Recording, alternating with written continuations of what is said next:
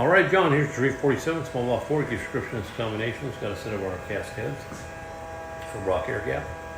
The fuel carburetor, MSD Pro build. Got the front end on from March. Make sure alternator functions. Custom grind hydraulic roller. Front sump oil pan.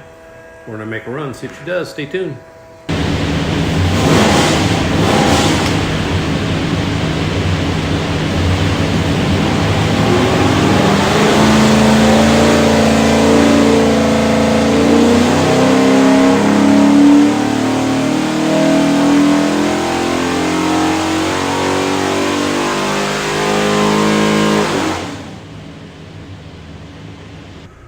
Okie doke, 3,500, 397 foot-pounds of torque, peak torque 418, good and flat there. Peak horsepower 430, rated at 440s. Front end's about 15, so everything's good.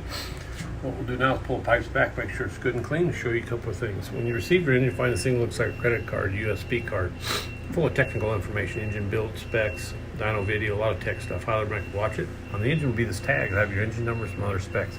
Need anything from us, that engine number is the easiest way to look you up. Flip it over, it's got a QR code. That'll take you to some more tech stuff. Have a great day.